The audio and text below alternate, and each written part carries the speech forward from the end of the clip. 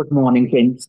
GST platform के YouTube channel में आप सभी का स्वागत है। जी हाँ फ्रेंड्स, जीएसटी के अंदर सेक्शन 9, सब सेक्शन 3 और सब सेक्शन 4 के अंदर जो रिवर्स चार्ज मैकेनिज्म है उसको लेकर के जो आपका 17, 18, 18, 19, 19, 20 एंड ऑनवर्ड्स कोई भी अमाउंट ऑफ टैक्स जो आपने पे नहीं किया था, लेकिन अब आज के डेट में आपका ऑडिट हो रहा है और उस ऑडिट के अंदर एक ऑडिट ऑब्जर्वेशन आया कि आपने एक पर्टिकुलर फाइनेंशियल ईयर में, लेट सपोज फाइनेंशियल ईयर 18-19 में आप लोगों ने 5 लाख रुपए का गुड्स ट्रांसपोर्ट एजेंसी की सर्विसेज ली है और उसका फ्रेट अमाउंट पे किया है 5 लाख रुपए। अब एज पर प्रोविजन आपको उस 5 लाख रुपए के ऊपर reverse charge at the rate of 5% पे करना था और उसका इनपुट टैक्स क्रेडिट क्लेम करना था उसी फाइनेंशियल ईयर के अंदर। अब मैक्सिमम केसेस में हुआ क्या था, ना तो लाइबिलिटी पे करी गई, ना ही उसका इनपुट टैक्स क्रेडिट लिया गया।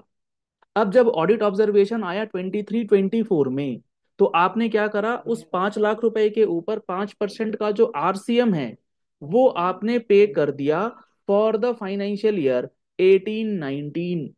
अब 18-19 का reverse charge payment 23-24 financial year में किया गया, तो क्या उसका इनपुट टैक्स क्रेडिट आप 23-24 में ले पाएंगे? और इसको लेकर के एक सर्कुलर इशू किया गया था आज से 2-3 महीने पहले, जिसमें यह बोला गया था कि बिल्कुल आपको इनपुट टैक्स क्रेडिट जो है उस अमाउंट ऑफ टैक्स के ऊपर क्लेम करने के लिए अलाउ करेगी गवर्नमेंट 23-24 में। लेकिन वहां प्रॉब्लम सिर्फ इतनी सी थी कि आप जब उसका इनपुट टैक्स क्रेडिट क्लेम करने जाएंगे तो आपको करना पड़ेगा सबसे पहले सेल्फ इनवॉइसिंग। और उस सेल्फ इनवॉइसिंग को करने के लिए section 31 sub section 3 clause F के अंदर आपने जो है टाइम पीरियड सही से कैलकुलेट ना करने की वजह से सर्कुलर के अंदर प्रोविजन एक डाला गया है कि आपको पेनल्टी जो है वो लगाया जा सकता है। इंटरेस्ट तो लगेगा क्योंकि डिलेड पेमेंट ऑफ टैक्स जो है वो as per time of supply जो है वो कैलकुलेटेड नहीं है। पेनल्टी की बात भी उस सर्कुलर में करी गई थी, तो पेनल्टी लगने की बात वहां आ रही थी। लेकिन अब सीजीएसटी रूल के अंदर एक अमेंडमेंट आया है, रूल 47 के बाद नया रूल आया है, रूल नंबर 47 कैपिटल ए। अब ये जो नया रूल आया है, रूल 47 कैपिटल ए, ये बेहद इंपॉर्टेंट है। और इस रूल की मदद से आप उस सर्कुलर के ऊपर जो आपको पेनल्टी लग सकती है उसको आप बचा सकते हैं और बिना पेनल्टी के अपना इनपुट टैक्स क्रेडिट 17-18 से लेकर के अभी तक का आप क्लेम कर पाएंगे। क्या हुआ है ये अमेंडमेंट सेक्शन 31 के साथ रूल 47A, जिसकी डिटेल्ड वीडियो कल हमारे चैनल पर अपलोड करी गई थी। अगर आप लोगों ने अभी तक नहीं देखा है तो उस वीडियो को जरूर देख लीजिएगा।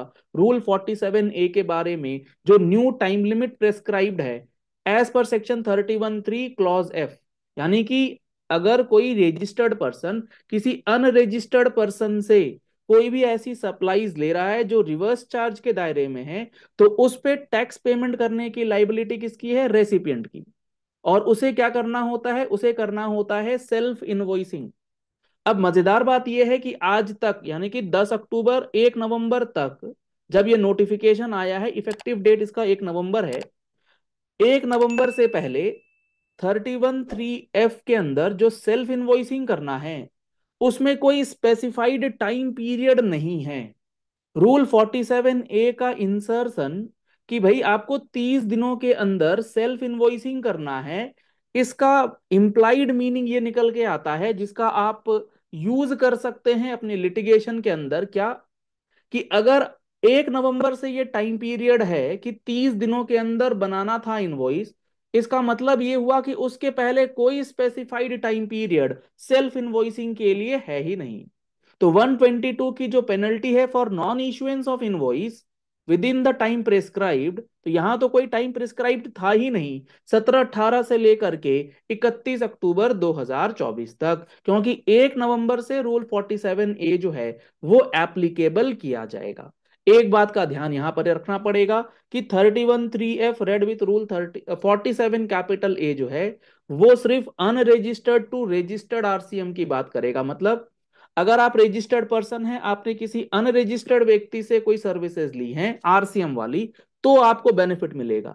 लेकिन अगर कोई रजिस्टर्ड सप्लायर ने रजिस्टर्ड व्यक्ति को अगर सप्लाई करी होगी तो ये रूल 47 कैपिटल ए का बेनिफिट आपको नहीं मिल पाएगा, क्योंकि वहां तो सिचुएशन इस तरीके से चेंज होगी कि जो सप्लायर है वो ऑलरेडी टैक्स इनवॉइस इशू कर रहा होगा, और उस इशुएंस ऑफ इनवॉइस के आधार पर आप इनपुट टैक्स क्रेडिट जो है लेंगे। हालांकि वहां पर पेनल्टी लगने की बात for non issuance of invoice जो है वो वैसे भी नहीं आएगी, क्योंकि सामने वाला रजिस्टर्ड पर्सन है।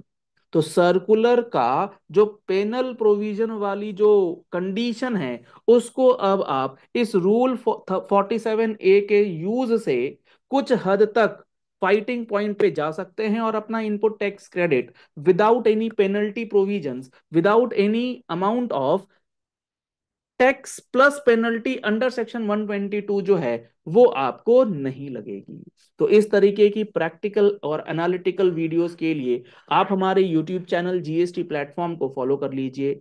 आप इस चैनल के साथ जुड़े रहिए, क्योंकि इसमें आपको इनकम टैक्स और जीएसटी के अंदर जो इतने important changes day by day basis पर आ रहे हैं उसका कंप्लीट एनालिसिस देखने को मिलेगा।